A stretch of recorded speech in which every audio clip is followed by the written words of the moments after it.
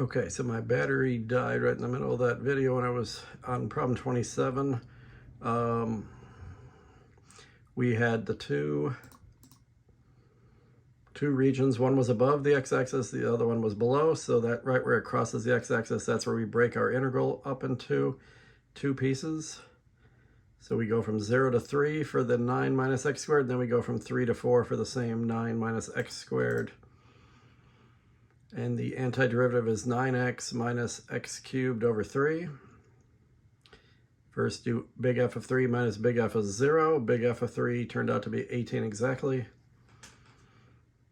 And then big F of 0 is obviously 0. So the 18 is the upper area. Whoops. This much right here has an area of 18. This will, by calculation, come out negative because it's below the x-axis. So if I go from 3 to 4 for 9 minus x squared, it's the same antiderivative. Big F of 4 minus big F of 3 is 44 over 3 minus 18, or negative 10 over 3. So if you just did an integral from 0 all the way to 4, the 18 would combine with the negative 10 over 3 and make the answer smaller. But if you're talking about area, then you switch the negative 10 thirds to positive 10 thirds. Add that together, 64 over 3, that's the total area then. Since this problem is find the area. 64 over 3. So it ends up turning the negative portion into a positive when you care about area. Okay, so then we have the area between two curves idea. So then the x-axis doesn't matter in these cases. 28, we are given an x range from -5 to 2.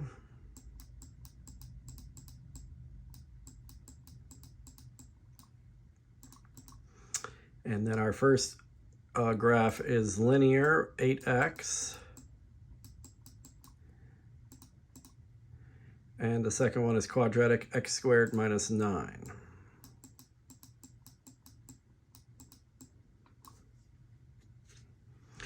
Okay, so -5 times 8 is -40. 8 times 2 is 16.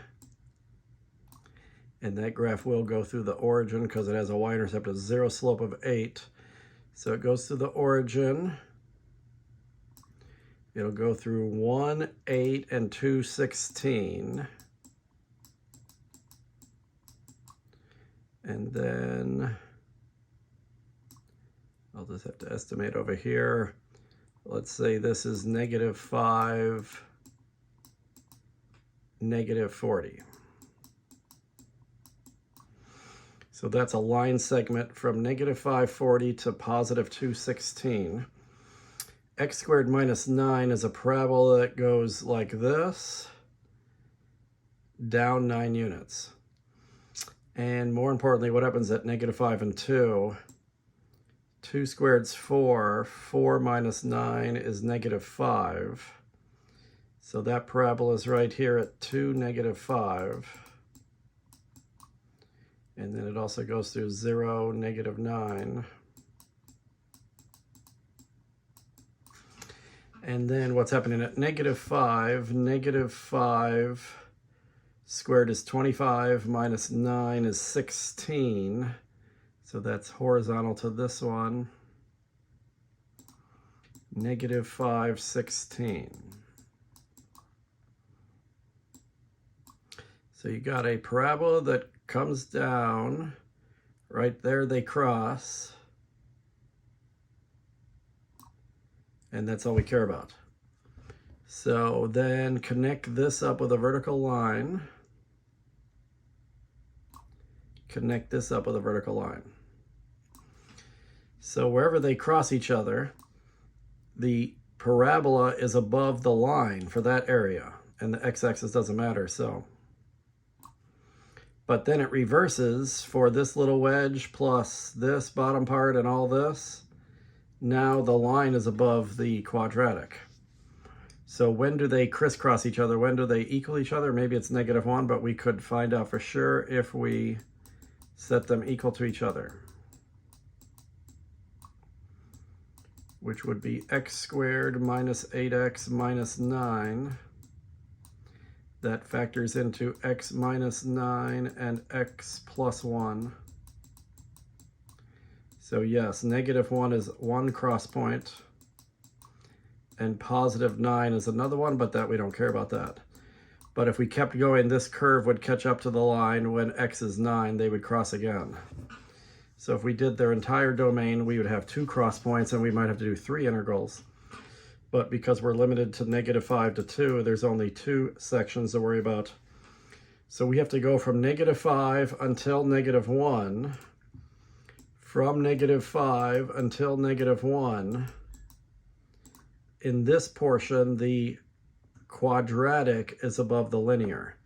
So we would put x squared minus 9 minus 8x. And then we can add to that from -1 all the way to 2, where it's reversed. Whoops. I have to close that right there. So then it's reversed the rest of the time. So you can put all this together in one nice polynomial. It would be x squared minus 8x minus 9 for this one. And the other one's backwards. It'll be -x squared, positive 8x, and positive 9. Because the negative will go to the x squared, and the -9 will turn into positive 9. So even though they share this -1, it's not like that previous problem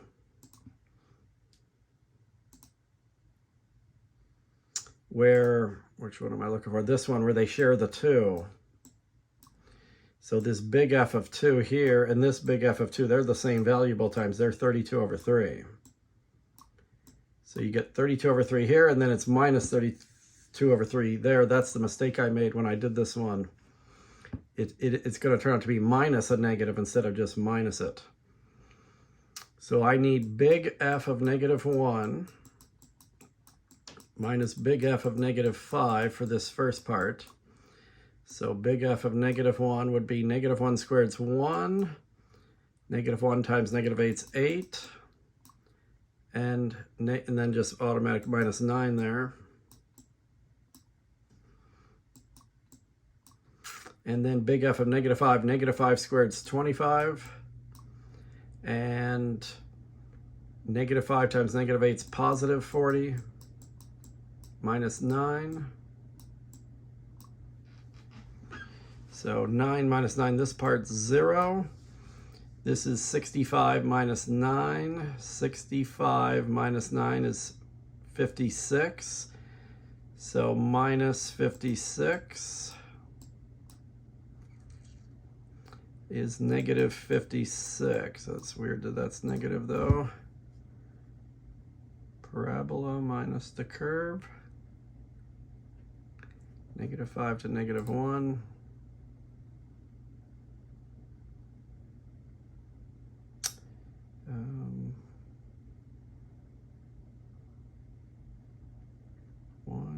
-9, okay. Okay, -56. This is area. When you do the above curve minus the other curve, it should come out positive. X squared minus 9 and 8x. X squared minus 9 and 8x. Oh, I know why I wasn't doing the antiderivative. Okay, that was dumb. So x to the third, I'm plugging this in the wrong thing. Let's do that again. -5 to -1, x squared minus 8x minus 9. See, I knew that it shouldn't have been negative, so I caught a mistake there.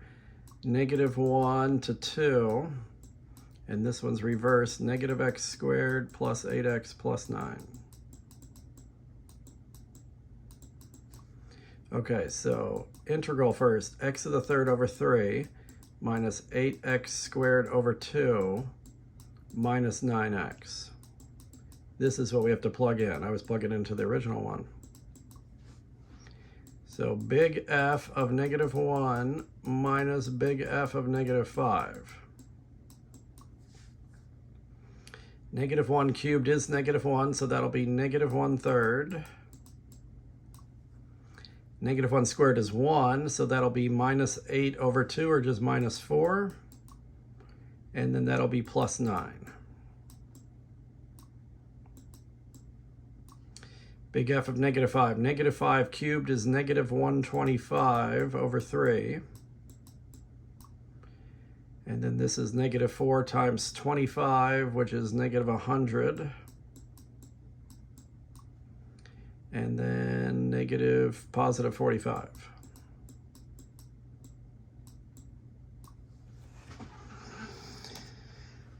Okay, so -1/3 minus 4 plus 9, that would be 5 minus 1/3. 5 minus 1/3 is 4 2/3. Math, enter. That's 14 over 3 for this part right here. -125 over 3 minus 100 plus 45. Math, enter. That's -290 over 3.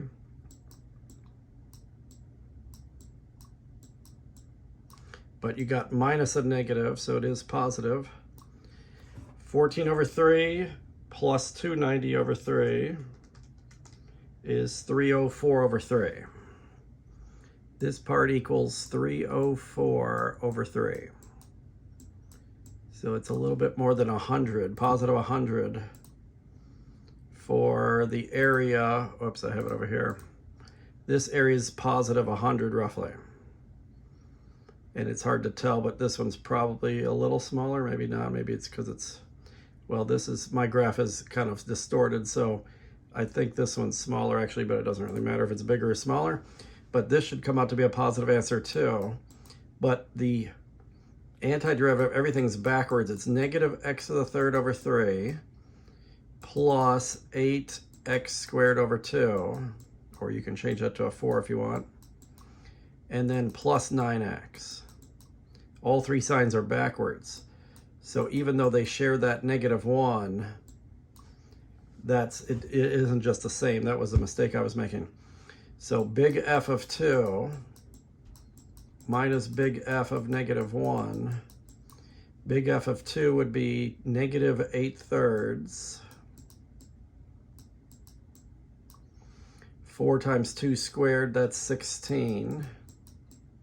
And 9 times 2 is 18.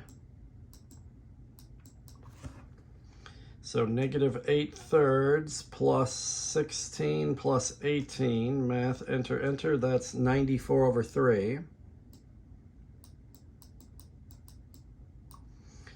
Okay, so then big F of -1, -1 cubed is -1, but then this -1, that makes it positive 1/3. Positive 1/3. -1 squared is 1 times 4 is 4. And then -1 times 9 is -9. See, every term's backwards. This -1/3 is now positive 1/3. This -4 is now positive 4, and this positive 9 is -9. That's why I messed up the other day on that problem number 5. 1/3 plus 4 minus 9. Math, enter, that's -14 over 3. But you got minus -14 over 3, that's plus.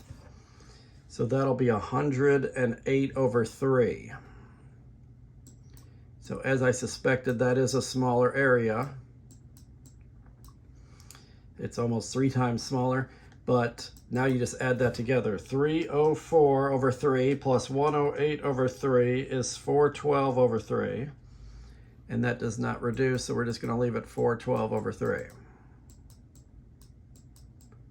That's the total area, 412 over 3.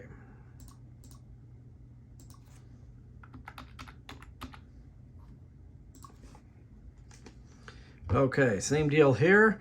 X squared minus 39 is the first quadratic function, and the second one's 9 minus 2x, and now there is no limit to when the x's and y, or where the x goes between. So that's what's different here, is we have an infinite domain now.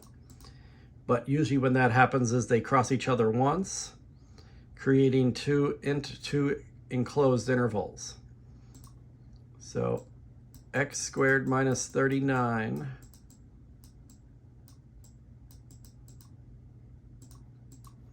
and 9 minus 2x. When do these things cross each other? Apparently it only happens once, but maybe with a quadratic it happens twice. So let's get x squared. I'm going to move this 2x over, plus 2x. Subtract the 9, negative 48. It is going to happen twice, so it's positive 8 and negative 6. So negative 8 and positive 6.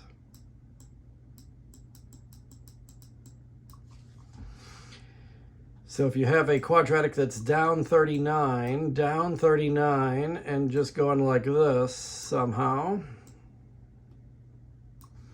and then that line has a y-intercept of 9 and a slope of negative 2,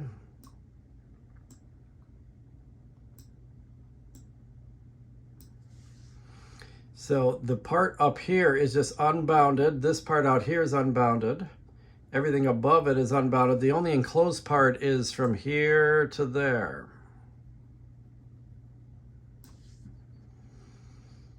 And the line is always above the curve. So all we need is one integral that goes all the way from x is negative 8 all the way to x is 6. That entire time the line will be above. I don't have to break this into two pieces. So this one's actually easier than some other ones we saw once we know what's going on. So from negative 8 all the way to 6, the line 9 minus 2x, that line will always be above the quadratic x squared minus 39.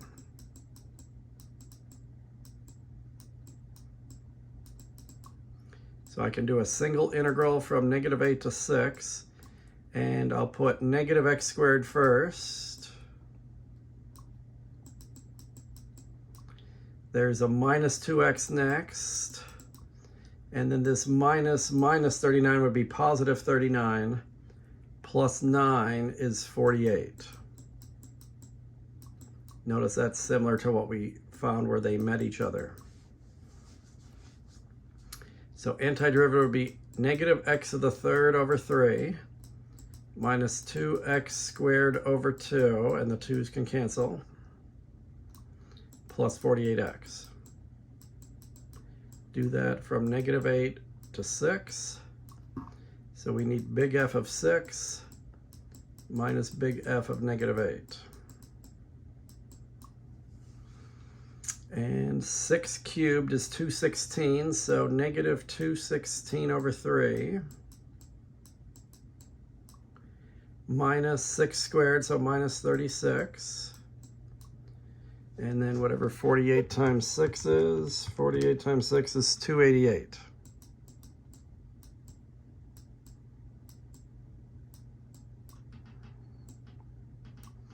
So this part here is 288 minus 36 minus 216 over 3. It came out to exact, or I guess 216 does divide by 3 evenly. 216 divided by 3 is 72. So 288 minus 36 minus 72, that's 180. That comes out exactly to 180. Okay, now I plug in negative 8. Negative 8 cubed is 512. So that would be negative 512, but then the extra negative would make it positive 912 over 3. 6, 7, 8, that does not divide by 3. Minus x squared, negative 8 squared is 64, so minus 64. And then 48 times negative 8 is negative 384.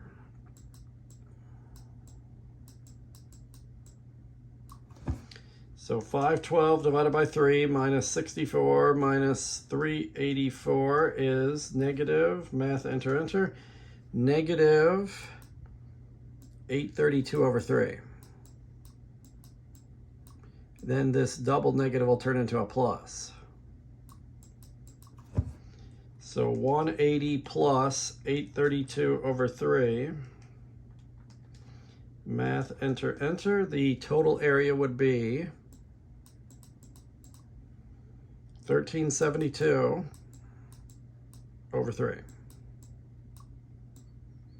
And if they crisscrossed each other more than once, then I would have to create two separate integrals, but here I got just one interval the whole time.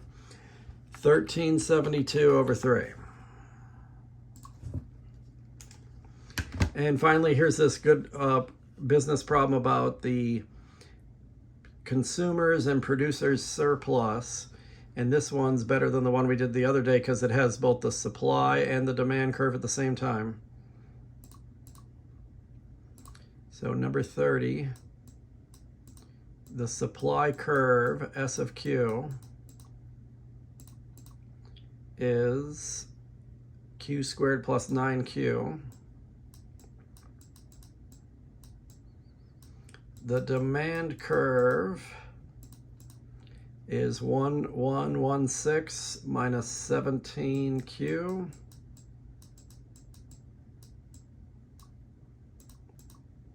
Minus Q squared.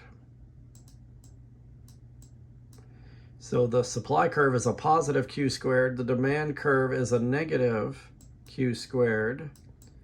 So that's why demand curves go like this generally, and supply curves go like that. And this point where they meet each other, that's the point of equilibrium. That's where supply meets demand. So we got to figure out what X value, or in this case Q value, is that. What quantity of my product should I make? And then this horizontal line that goes through here, that'll separate the consumer's surplus from the producer's surplus. And each of those two concepts is just the area between these curves. Okay, so graph the supply and demand curves. Demand is the dashed line. So the dashed line should definitely be going downward. So this one's out. Okay, so B is the only one that's definitely out. Does the supply curve go through 0? Yes, it does, because there's a 0 y-intercept. So that makes D out. This one, the supply curve's not going through 0. And then the y-intercept of this one is over 1,000, where this one's showing it less than 1,000. So C's out is definitely graph A. Whoops. I didn't want to submit that. I wanted to go to the next part. A, okay. Oh, it's down here, okay. So equilibrium point, maybe from the graph you might be able to tell what that is, but this graph is too hard to tell. So the usual way you tell is, in the problem they had before, they just told me what it was because they didn't give me the demand curve. But if they give you the demand curve, then you can set these equal to each other. When does supply equal demand? That's going to be the point of equilibrium. And there's actually two of these. There's going to end up being 2 points, because this would continue like so, and so would this one, and they would cross again over here somewhere. It would actually be down like here, but it happens twice, one negatively and one positively. We don't care about the negative answer because we can't make negative amounts of our product. So I would move the Q squared over here. That would make 2Q squared. Subtract the 7Q, that would be positive 2Q. And then minus 1116. Divide all those by 2 at least. 1116 divided by 2 is 558. And that's a little hard to tell. Two numbers that multiply to 558, and they're only 1 away from each other. 55 times 10. That's going to be hard to tell probably. So then you would, if you can't, usually if you get smaller numbers here, you could factor it and get that a little better. Say this was q squared plus q minus 42. Then you would have a q plus 7 and a q minus 6. A q plus 7, that would lead to a q equals negative 7 over here. And a q minus 6 would be a q equals 6. Then you would know this is 6. But since this is so large, probably our only best bet is to do the quadratic formula. Potentially you could do completing the square too, but that's a little harder when there's an odd number right there. And this, I'm assuming, is going to come out evenly because we don't make decimal amounts of a product. It just, they gave us such a large number, it's hard to tell what that's going to factor into. Okay, so I'm going to do the opposite of b, plus and minus, square root b squared minus 4 times a times c all over 2a. And with a calculator, this isn't so bad because you can do the inside pretty easily. The 4 times 558 is going to turn into a positive because of the double negative. And then 1 squared is 1, so add 1 to that. It's 2233, and I'm assuming this comes out exactly. No, it doesn't. Okay. So, round to the nearest hundredth, we know that. Equilibrium ordered pair. It's weird. Oh, it's 17. Okay, I knew something was wrong when that was not coming out exactly. I wrote the problem down wrong. This is negative 17q, not negative 7q. I had 17 there, but I didn't put it down here is what happened. So minus 17 would actually make this negative 8.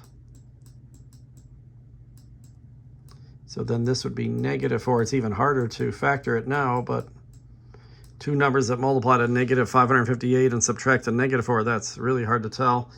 But that's the only reason why this is off a little. Negative 4. So the opposite of negative 4 is positive 4. And then b squared, so this part would be negative 4 squared. This will be 16. So it's 2232 plus 16, 2248. Let's see if that comes out exactly. The square root of 2248. No, still coming out unevenly. That's weird. A, C. 51116 divided by 2.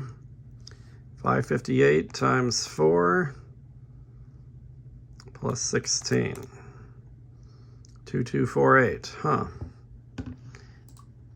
It should come out exactly when we're doing a business problem.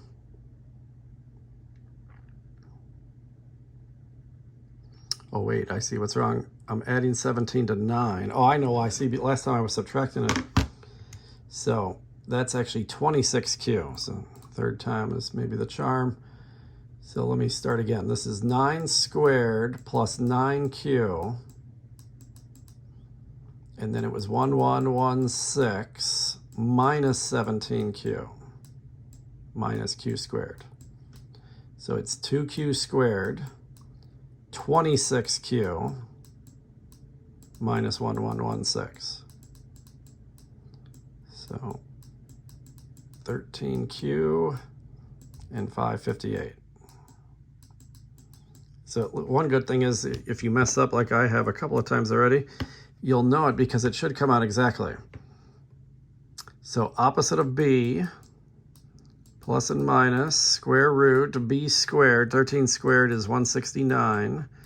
And then it's going to be the same, this part's still the same.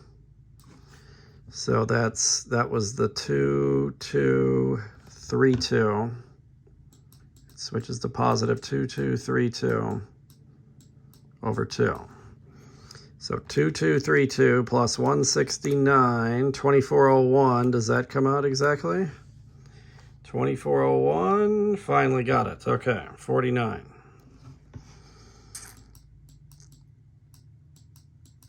Okay, so then we're going to get one positive and one negative answer. Negative 13 plus 49 is 36. 36 divided by 2 is 18. And then negative 13 minus 49 is negative 62. Divided by 2, negative 31.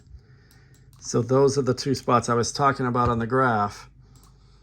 The one we need is the positive 18, but the negative 31 is over here. We don't care about that. We can't make negative 31 of our product. So if we make 18 of our product, then we'll be at the point where supply meets demand. And then if you want to figure out what the y coordinate should be, you plug that back into either of the two original. In fact, if you do it into both, the answer would be the same both times. 18 squared plus 9 times 18 is 486. So there's the point of equilibrium, 18 and 486. If you make 18 of your product, it will cost $486 for that. And the supply, or maybe the supply and the demand are both equal to that, whatever that happens to represent. Okay, so that's the point of equilibrium. We need both of those because the 18 is where the integral is going to go from. The integral is going to go from 0 to 18. And then the 486 is the horizontal line. So this line is y equals 486. So the consumer surplus, I always remember this alphabetically, CP, C goes first. That's the demand curve minus the horizontal. So if you do an integral from 0 to 18 and do the demand curve, and make sure I read it down right this time, 1116 minus 17q minus q squared minus the horizontal of 486. This integral will be the consumer surplus, the third part of the answer that they want. And then the fourth part is the producer's surplus. And I think the homework only asked for the producer's surplus. It didn't ask for both of these. But it's more common to do both of them, actually. So 1116 minus 486 is a nice 630. Minus 17q minus q squared.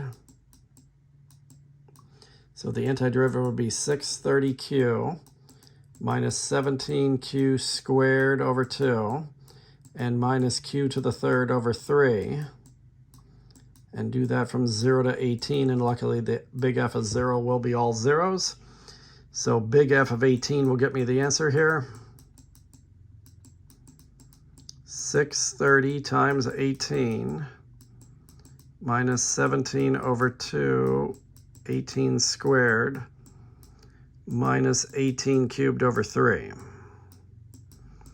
And here's where having a graphing calculator can make this go much easier.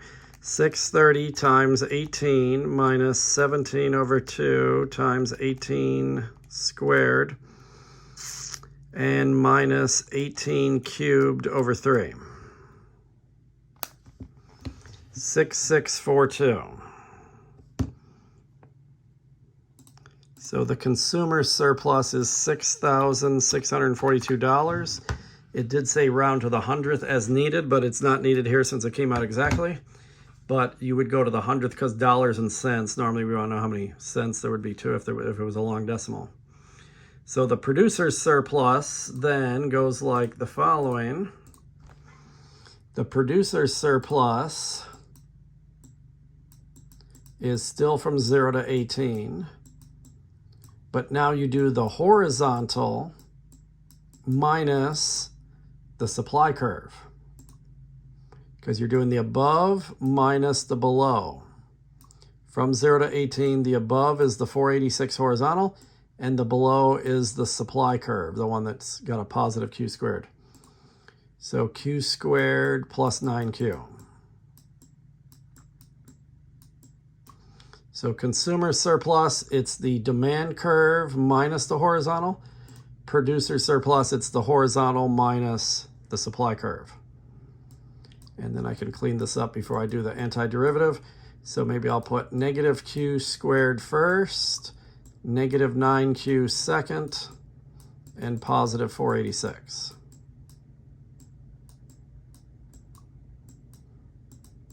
So negative q to the third over 3 minus 9q squared over 2 plus 486q.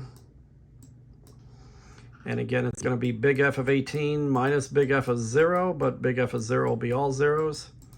So negative 18 cubed over 3 minus 9 halves times 18 squared. This is a cube here. And then plus 486 times 18. Negative 18 cubed over 3 minus 9 halves times 18 squared plus 486 times 18. 5346.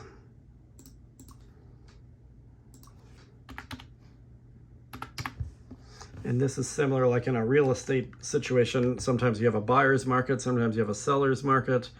The economists would watch this closely, and if one's much larger than the other, then you could say that that side of the equation has the advantage, whether you're a producer and you make a product, or you're a consumer and you want to buy the product. Okay, so I think we've answered everything. Now we'll submit it. And again, my maximum grade is going to be a 50 if I got everything right from problems 16 through 30. And then if I want a higher grade, then I would have to redo the whole thing. There's a mistake. Oh, 29 messed up. Okay, everything's right except 29.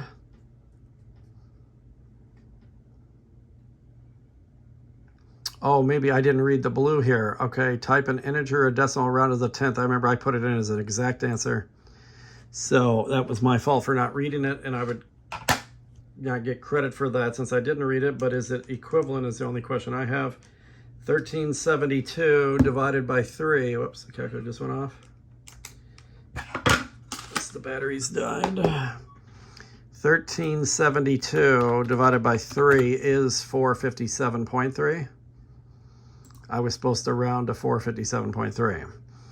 So I did the problem correctly, but I made the classic mistake of not reading the blue part, and then they don't give you any credit for that.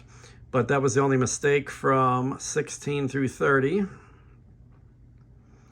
So I got a 47 basically for that, plus my 50 yesterday. If I had done the whole thing in one sitting, I could have gotten a 97.